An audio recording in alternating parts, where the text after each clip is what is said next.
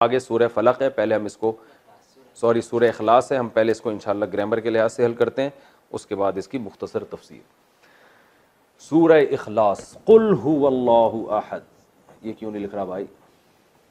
اس کو کیا ہو گیا؟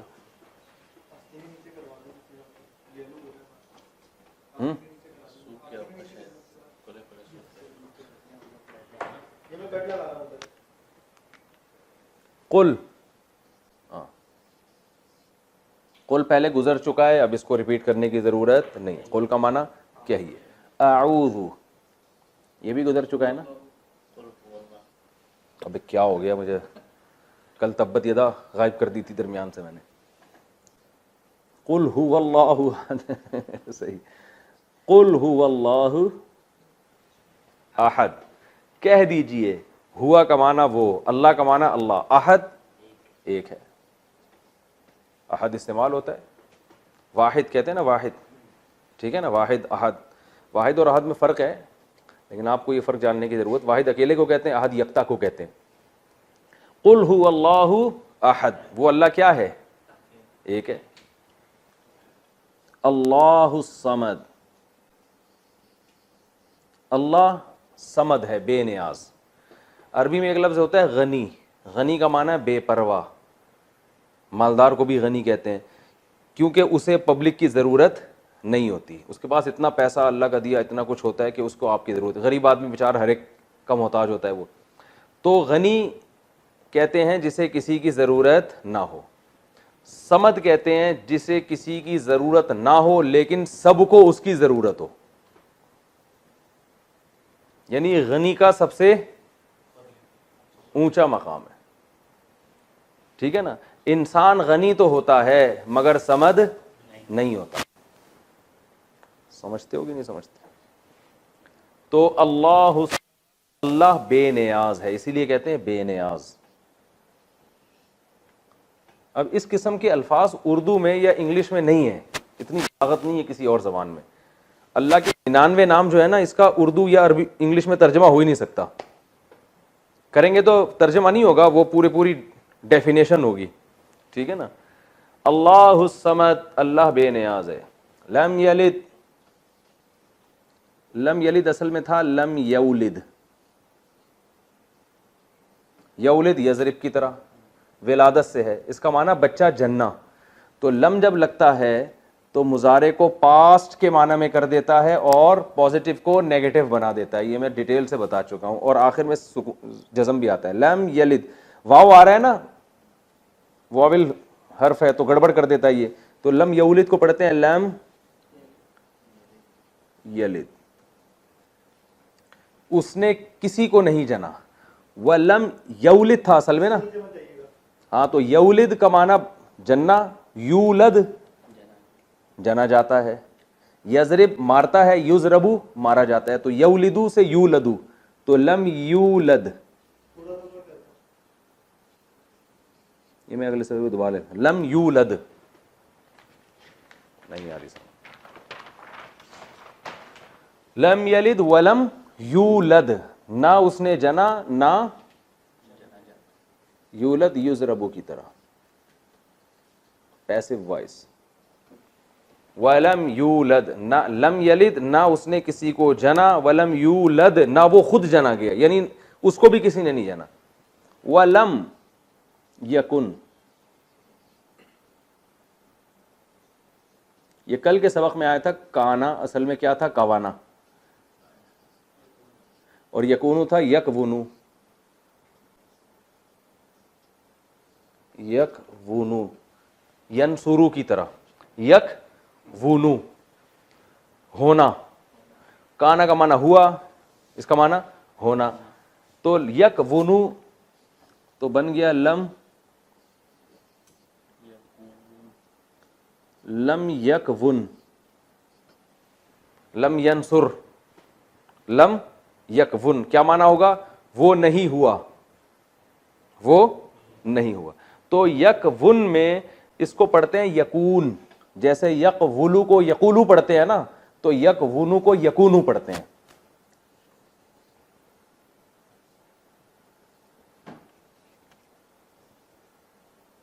صاف لکھ دیتا ہوں،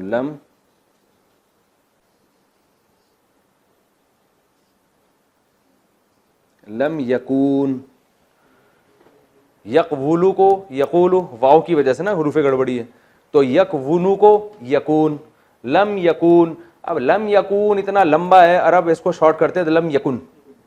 کیا پڑھتے ہیں؟ لم. ہر زبان میں ایسے شارٹ الفاظ کو شارٹ کیا جاتا ہے نا.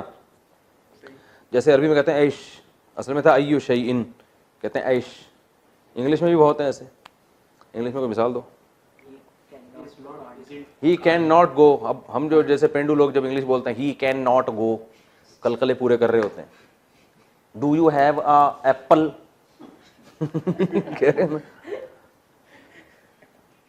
What is in your mind, کہتے ہیں نا. تو اتنی کون انگلش بولتا ہے. وہ ایک قاری صاحب کے پاس گیا نا ایک آدمی، کہتے ہیں شیرہ ہے، شیرہ. قاری صاحب نہیں، سوری، قاری صاحب گئے مٹھائی کی دکان، کہنے لگے شیرہ ہے، کہتے ہیں اتنا گاڑھا نہیں ہے. شیرہ تو ہے مگر اتنا گاڑھا نہیں. تو یہی ہے یہاں پہ. اینڈ ایک صاحب میرے ساتھ بولتے کہہ رہے اینڈ، میں نے کہا یار یہ اینڈ اتنا گاڑھا اینڈ نہیں ہوتا، تو تھوڑا سا اس کو ہلکا کر لو. تو یہی چل رہا ہے. لم یکون کو عرب نے کیا بنا دیا؟ لم یکن. اور کوئی اچھی مثالیں دو یار شارٹ کی. کانٹ بولتے ہیں can not, I can not, I can't. American کہتے ہیں آئی وانٹ ٹو گو کو I wanna go. It isn't possible for me to do this, کہتے ہیں نا. تو ایک صاحب نے مجھے کہا یار آپ تو بڑی فرسٹ کلاس. میں نے ان سے کہا it isn't possible for me to go there. یار آپ کی انگلش تو بڑی خاندانی ہے. میں نے کہا اور بھی تو پوچھ کے دیکھو اور بھی تو کچھ پوچھو. تو ایک جملے سے آپ نے فیصلہ کر لیا، how is it possible for me to improve my English. ایسے میں نے دو چار ٹھش پش ماری تو خاندانی انگلش ہے. میں نے کہا بس اتنی آتی ہے، ختم ہو گئی. لم یکن، ٹھیک ہے نا. تو ولم یکن، اور نہیں ہے، اس کا معنی کیا ہوگا؟ نہیں ہے. ولم یکن، بلکہ صحیح طرح نہیں ہوا. ولم یکن لہو، یکن لہو کو پڑھتے یکل لہو ہیں، نون کو لام میں ملا دیتے ہیں. ولم یکل لہو، اور نہیں ہوا یا نہیں ہے، لہو اس اللہ کے لیے، کفوون. کفوون، کفو کہتے ہیں ہم پلہ کو، اردو میں استعمال ہوتا ہے. بھئی یہ لڑکا جو ہے لڑکی کا کفو نہیں ہے، اس کے پیرلل نہیں ہے. اور ایک لفظ مکافات عمل سنا نا، مکافات عمل، یہ بھی کفو سے نکلا. مکافات عمل، آپ جیسا عمل کرو گے بالکل اسی کے مطابق آپ کے ساتھ معاملہ ہوگا. آپ لوگوں کے ساتھ کوئی برا ہو رہا ہوتا ہے، کہتے ہیں بھئی مکافات عمل ہے، آپ نے اپنی اولاد کے ساتھ ایسا کیا تو آج آپ کی اولاد آپ کے ساتھ، سوری آپ نے اپنے ابا کے ساتھ ایسا کیا تو آج آپ کی اولاد آپ کے ساتھ ایسا کر رہی ہے. تو مکافات یعنی اسی کے ہم جنس اور اسی کے پیرلل عمل اور بدلہ آپ کے سامنے آ رہا ہے. تو کفو کہتے ہیں ہم پلہ، جوڑ. صحیح ہے نا. تو ولم یکن لہ، کافی کا لفظ دیکھا ہے نا، کافی، یہ چیز آپ کے لیے کافی ہے. جتنا آپ عمل کر رہے ہیں اصل میں وہ ہے کفایت سے، لیکن پھر بھی کاف واو، کاف فا اور واو تو آ رہا ہے نا اس میں، تو یہ بالکل آپ کے مطابق ہے. وَلَمْ يَكُنْ لَهُ كُفُوًا، اور نہیں ہے اس اللہ کے لیے ہم پلہ احد، کوئی ایک بھی. یہ احد یکن کا سبجیکٹ ہے، فاعل ہے. کوئی نہیں ہے اس اللہ کے لیے ہم پلہ، یعنی احد کا معنی لم یکن احدن، اصل میں یوں ہے لم یکن احدن کفواً لہو، یوں عبارت بنے گی. نہیں ہے کوئی ایک برابر لہو اس اللہ کا. ٹھیک ہے. وَلَمْ يَكُنْ لَهُ كُفُوًا أَحَدٌ، نہیں ہے کوئی ایک برابر اس اللہ کا. احدن یہ یکن کا فاعل ہے، نہیں ہے، کون نہیں ہے؟ کوئی بھی نہیں ہے. اس اللہ کے لیے ہم پلہ، یعنی اس اللہ کا ہمسر کوئی بھی نہیں. تو اس کی تفسیر کیا ہے؟ بہت آسان ہے. مشرکین نبی صلی اللہ علیہ وسلم کے پاس آئے کہ آپ ہر وقت اللہ کی باتیں کرتے ہو، تو اللہ کا کوئی نسب بتائیں. عرب میں نسب وسب کا بہت تھا نا. تو اس پر یہ صورت نازل ہوئی کہ اے نبی قل، ان کو کہہ دیجئے، هو اللہ احد، وہ اللہ یکتا ہے، اکیلا ہے. قل هو اللہ احد اللہ الصمد، وہ بے نیاز ہے، اسے کسی کی ضرورت نہیں، سب اس کے محتاج ہیں. لم یلد، نسب کی بات کرتے ہو، اس نے تو کسی کو نہیں جنا. ولم یولد، اور نہ وہ کسی سے جنا گیا. ولم یکن لہ، اور نہیں ہے کوئی بھی، کفواً ہم پلہ، نہیں ہے لہو اس اللہ کے لیے، کفواً ہم پلہ، احد کوئی بھی آخر میں آئے گا، کوئی ایک بھی اس اللہ کا ہم پلہ اور پیرالل نہیں ہے، اس کے جوڑ کا کوئی بھی نہیں ہے، وہ بالکل سب سے یکتا اور سب سے تنہا ہے. یہ جو ایتھیسٹ لوگ ہیں نا، یہ اکثر مطالبہ کرتے ہیں کہ اس کائنات کو اگر کسی نے پیدا کیا ہے تو سوال پیدا ہوتا ہے پھر اس کو کس نے بنایا. تو اس سے وہ یہ ثابت کرنا چاہتے ہیں کہ جیسے خدا خود سے ہو سکتا ہے تو یہ کائنات بھی خود سے ہو سکتی ہے. صحیح ہے نا؟ تو جیسے آپ اس کائنات کو ہمیشہ مانتے ہوئے آپ کہہ رہے ہو یہ ہمارے لیے ممکن نہیں ہے، کائنات کو ہم ہمیشہ سے کیسے مانیں، تو آپ اللہ کو بھی تو ہمیشہ سے ہی مانتے ہو نا. تو اس میں اس کا بھی جواب ہے. بھائی اس کائنات میں تو ہم دیکھتے ہیں کہ اس کی خاصیتیں سے تو ہم واقف ہیں. یہاں ولادت بھی ہوتی ہے. اگر کوئی بچہ آئے اور کہے کہ میرا کوئی باپ بھی نہیں ہے، میری کوئی ماں بھی نہیں ہے، میں خود سے آ گیا، مان لو گے؟ ہے بھائی؟ وہ کہے نہ مجھے، میں پیدا ہوا، نہ کوئی پیدا، نہ میں نے کسی کو جنا، نہ مجھے کوئی جن سے، ہم کہتے ہیں ایسا ہوتا نہیں ہے. بچہ ہے تو ابا بھی ہوگا اور اماں بھی ہوں گی. اب اس کے بارے میں یہ کہنا کہ یہ بچہ ہمیشہ سے ہے، یہ ممکن نہیں ہے، کیونکہ ہم اس کی خاصیتوں کو جانتے ہیں جبکہ ہم اللہ کی خاصیتوں کو نہیں جانتے. تو یہ عجیب بات ہے کہ ایک چیز جس کے بارے میں آپ دن رات دیکھتے ہو کہ وہ خود سے نہیں ہو سکتی، اس کے بارے میں تو کہہ رہے ہو کہ وہ ہمیشہ سے ہے، اور جس کے بارے میں آپ کو کوئی پتہ ہی نہیں ہے، وہ آپ کی عقل سے بالا تر ہے، اس کے بارے میں آپ یہ ماننے کے لیے تیار نہیں ہو کہ وہ ہمیشہ سے کیسے ہو سکتا ہے. ٹھیک ہے نا؟ تو یہ ایتھیسٹ بڑی بے عقلی کی بات کرتے ہیں. ہاں یہ آپ کہہ سکتے ہو کہ بچہ تو والدین کے بغیر پیدا نہیں ہوتا، تو پہلا انسان کیسے پیدا ہو گیا؟ تو ہم یہی کہتے ہیں کہ جیسے والدین کے بغیر بچہ نہیں پیدا ہو سکتا، تو کسی کے ارادے کے بغیر انسان کا وجود ہو نہیں سکتا، آج تک ایسا نہیں ہوا. تو یقیناً پہلا انسان اللہ نے اپنے ارادے اور کن کی طاقت سے پیدا کیا ہے، اور پہلی دفعہ کائنات بغیر کسی سبب کے اللہ نے اپنے ارادہ کن سے پیدا کی ہے. کیونکہ اس کائنات میں ہم دیکھتے ہیں کہ بغیر کسی خالق کے یا بغیر کسی کریٹر کے یہ کریٹ نہیں ہوتی ہے. تو یقیناً کوئی کریٹر ہے جس نے اس کو پہلی دفعہ اپنی قدرت سے بنایا اور پھر ایک اصول میں چلا دیا اس کو. تو آپ یہ عجیب بات ہے کہ اس کائنات جس کے سارا دن آپ اس کو جانتے ہو اچھی طرح سے کہ یہاں ایک حالت سے یہ دوسری حالت میں چینج نہیں ہوتی جب تک کوئی چینجر نہ ہو، تو یہ پیدا کیسے ہو سکتی ہے جب تک کوئی کریٹر نہ ہو؟ تو جس چیز کے بارے میں ہم جانتے ہیں اس کے بارے میں تو ہم فتویٰ دے سکتے ہیں، جس کے بارے میں جانتے ہی نہیں تو اس کے بارے میں ہم یہ کیسے کہہ سکتے ہیں کہ ہماری سمجھ میں نہیں آ رہا کہ وہ ہمیشہ سے کیسے؟ تو آپ کی سمجھ میں اللہ کا نہیں آ رہا ہمیشہ سے کیسے، اور جس کائنات کو آپ جانتے ہو وہ سمجھ میں آ رہی ہے کہ وہ ہمیشہ سے ہے. تو پہلی دفعہ تو یقیناً کوئی نہ کوئی سبب ہوا ہوگا نا جس سے کائنات پیدا ہوئی. جب کچھ تھا ہی نہیں تو سبب کیسے بن گیا؟ اس کا مطلب ایک ذات ہے جو پہلی مرتبہ کسی چیز کو صرف اپنے ارادے کن سے پیدا کرتی ہے.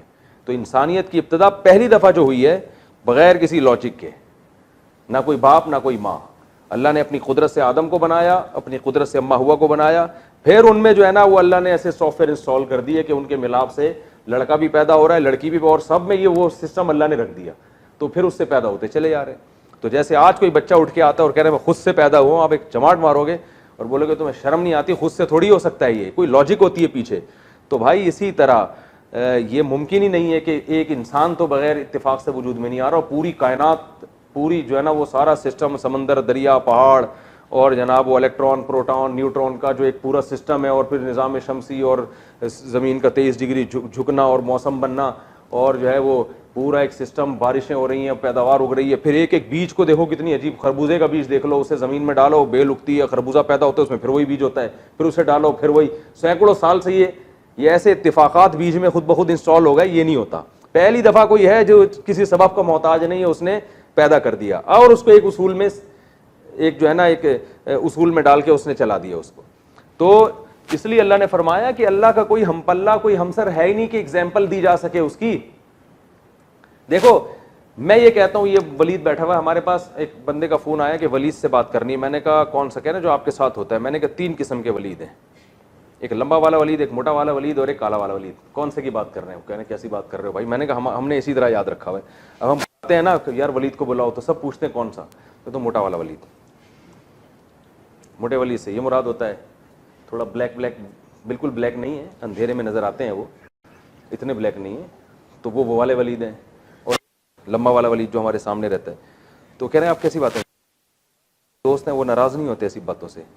تو پھر خیر, تو اب میں, یہ موٹا والا ولید میرے سامنے بیٹھا ہوا ہے. اصل میں یہ بتانا چاہ رہا تھا کہ لوگ بولیں گے کون سے ولید. یہ موٹا والا ولید بیٹھا ہوا ہے میرے سامنے.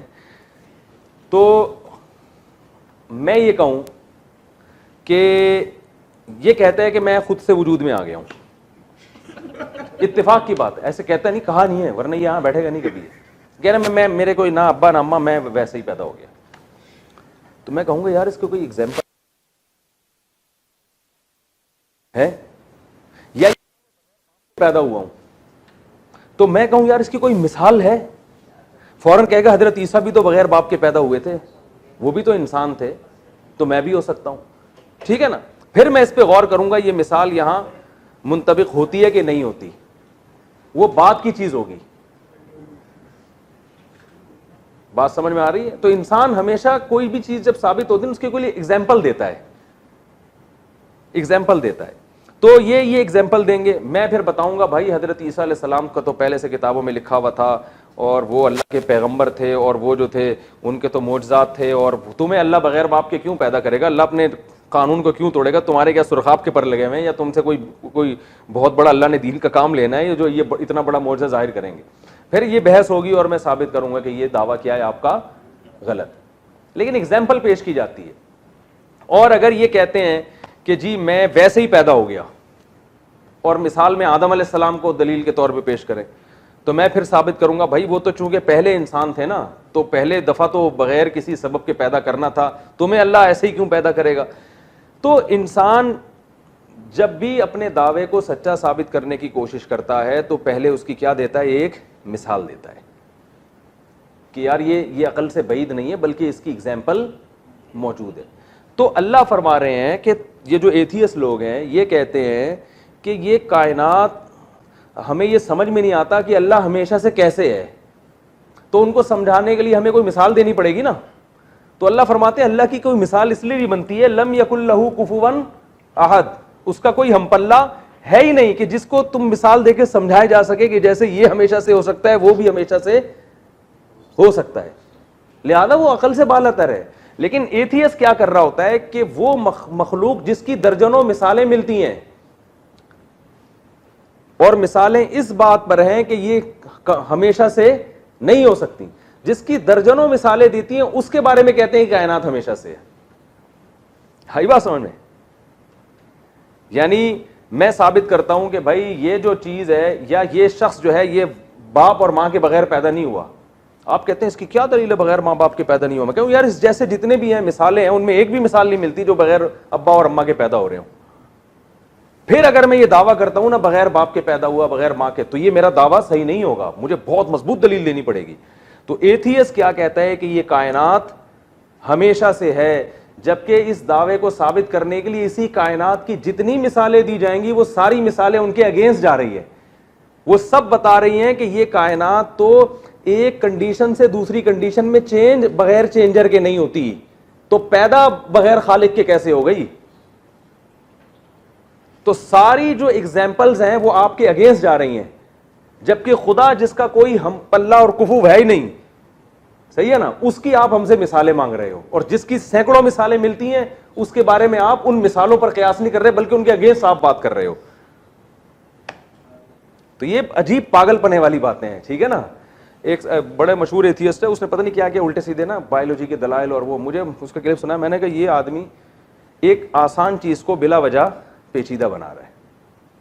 کہتے ہیں نا جب پھنس جاؤ تو انگلش بولنا شروع کر دو جس کو انگلش نہیں آتی. یہ لوگ یہی کام کرتے ہیں, خام خامے سائنس کے نا پیچیدہ فارمولے جو عام لوگوں کو نہیں آتے, تو یہ اس چیز میں جاتے ہیں 2 اور 2 4 کی طرح کبھی یہ بحث کرنے کی کوشش نہیں کرتے. جیسے منکرین حدیث کا میں نے بتایا تھا نا کہ بھائی اگر یہ بخاری مسلم غلط ہے تو پھر قرآن ہمیں سمجھایا کس نے؟ قرآن تو کہہ رہے نبی کے سمجھائے بغیر تم سمجھ نہیں سکتے، تو قرآن کہہ رہا ہے، تو پھر وہ نبی کا سمجھایا ہوا کہاں گیا؟ کبھی اس پہ نہیں آئیں گے، ادھر ادھر کی گھمائیں گے۔ تو ایسے ہی جتنے باطل لوگ ہیں نا، یہ ہمیشہ بحث کو بناتے ہیں پیچیدہ۔ تو خلاصہ یہ نکلا کہ اللہ کا کوئی ہم پلہ نہیں ہے کہ ہم یہ کہیں کہ اللہ ہمیشہ سے ہے، تو اس کو سمجھانے کے لیے ہمارے پاس کوئی مثال نہیں ہے، اس لیے آپ کو عقل سے بالاتر لگ رہا ہے۔ وہ مثال ہے ہی نہیں بھائی، وہ ہم اس کو سمجھ ہی نہیں سکتے، ہماری عقل سے بالاتر ہے۔ جبکہ انسان اور جتنی کائنات ہیں ان کی ہر چیز کی سینکڑوں مثالیں ہمارے پاس ہیں۔ آج اگر یہ دعویٰ کرتا ہے کہ میں بغیر ابا اماں کے پیدا ہو گیا، تو میں کہوں گا یار ہمارے پاس جتنی مثالیں ہیں نا، ابھی جتنے اس روم میں بیٹھے ہوئے ہیں، جتنے تفسیر کے لیکچر سنے، وہ سب آپ کی طرح کے انسان ہیں، ایک بھی ابا اماں کے بغیر پیدا نہیں ہوا۔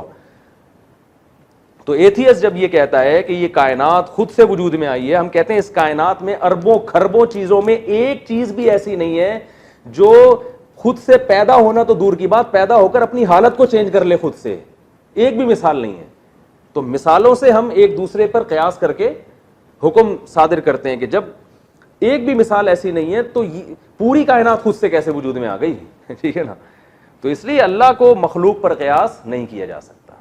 تو وَلَمْ يَكُنْ لَهُ كُفُوًا أَحَدٌ، وہ اللہ ہے کہ اس کا کوئی ہم پلہ نہیں ہے۔ تو یہیں سے ایتھیس کا اور جو خدا کے منکر اور ملحد لوگ ہیں ان کے دعوے کی اور ساری جو ان کی سائنسی تحقیقات ہیں نا، وہ سب یہیں سے تیل ہو جاتی ہیں کہ تم پہلے اللہ کو مخلوق جیسا ثابت کرو، پھر یہ کہو کہ اللہ ہمیشہ سے، ہماری سمجھ میں نہیں آتا۔ وہ اللہ کو کس نے بنایا؟ ہم کہتے ہیں کسی نے نہیں بنایا، وہ ہمیشہ سے۔ کیوں بنائے بغیر کیسے وجود میں آ گیا؟ تو ہم کہتے ہیں واہ، یہ کائنات بنائے بغیر وجود میں آ گئی، جس کو ہم جانتے ہیں اور جس کا کوئی ہم پلہ اور ہمسر ہے ہی نہیں، اس کی کوئی دوسری مثال ہی نہیں ہے، اس کے بارے میں آپ یہ مان نہیں رہے کہ وہ کیسے وجود میں آ گیا۔ تو یہ اس لیے تبھی اللہ نے ان کے لیے جہنم کی آگ رکھی ہے، جو اپنے بنانے والے کا انکار کرتے ہیں۔ تو وَلَمْ يَكُنْ لَهُ كُفُوًا أَحَدٌ، سمجھ میں آ گیا؟ تو سورہ اخلاص کی تفسیر کیا ہے؟ تفسیر بیان کر دیتا ہوں، پھر ہم انشاءاللہ یہ تفسیر ہی بیان کر رہا تھا میں، ٹھیک ہے نا؟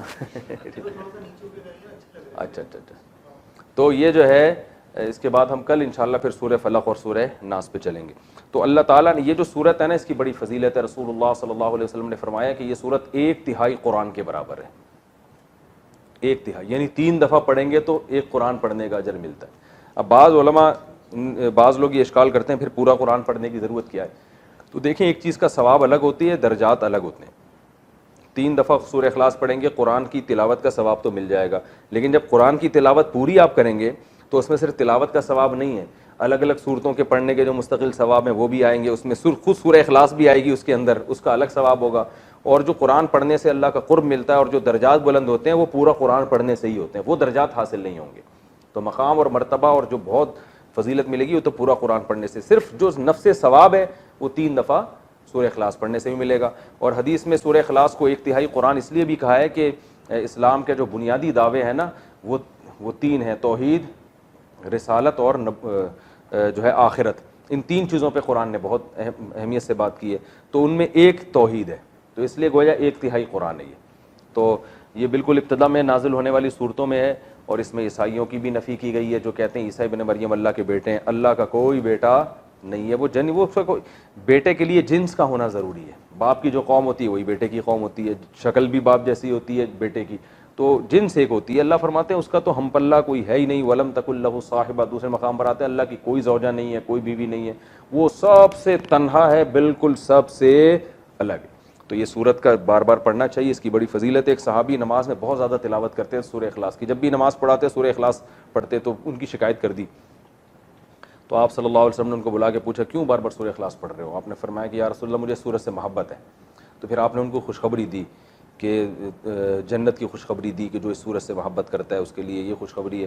تو محبت کی وجہ کیا ہے کہ جس کو توحید سے، عقیدہ توحید سے محبت ہوگی اس کو اس سورت سے محبت ہوگی، کیونکہ بار بار وہ کہے گا نا اللہ جیسا کوئی بھی نہیں۔ آج بھی جب کسی کی تعریف کرنی ہوتی ہے تو ہم کہتے ہیں آپ بہت اچھے، آپ یوں، شارٹ میں تعریف یہ آپ تو منفرد ہی ہو، ہٹو بچوں کہہ دیتے ہیں نا بعض دفعہ، بھائی آپ کی تو بات ہی نرالی ہے۔ تو یونیک یا نرالی یا نرالے لفظ لوگ کو پسند آتے ہیں کہ لوگ یہ کہتے ہیں ہم جتنے ہیں نا تو ہمارے جیسا کوئی دوسرا ہو ہی نہیں سکتا۔ اگر آپ کو آپ بھی بہت اچھے لیکن وہ بھی بہت اچھے ماشاءاللہ، تو اکثر لوگ اس سے خوش نہیں ہوتے۔ ٹھیک ہے نا؟ بیگم صاحبہ آپ سے کہیں کہ آپ ماشاءاللہ کتنے ہینڈسم اسمارٹ ہیں, اور آپ کے جو دوست ہیں نا وسیم بھائی, وہ بھی ماشاءاللہ بڑے ہینڈسم اسمارٹ ہیں, کیا آپ لگا گے نا یہ غصہ آئے گا آپ کو, بولے گی یا تو میری بھی نہ کرتی, یا آپ بیگم کو کہو بیگم تم ماشاءاللہ بڑی خوبصورت ہو, اور وہ جو آنٹی کل آئی تھی نا وہ بھی ماشاءاللہ بہت خوبصورت تھی, یہ نہ کہو کہ آپ سے زیادہ, بس ویسے ہی کہہ دو وہ بھی اچھی تھی, تو بیگم کو غصہ آئے گا کہ نہیں آئے گا؟ جب انسان شرک برداشت نہیں کرتا تو اللہ تو غیرت والا ہے, وہ کیسے برداشت کرے گا؟ تو اس لیے اللہ نے کہا وَلَمْ يَكُنْ لَهُ كُفُوًا أَحَدٌ, کوئی اس کا ہم پلہ کوئی بھی نہیں ہے, اس کا ہمسر کوئی بھی نہیں ہے. اللہ تعالیٰ سمجھنے کی عمل کی توفیق عطا فرمائے.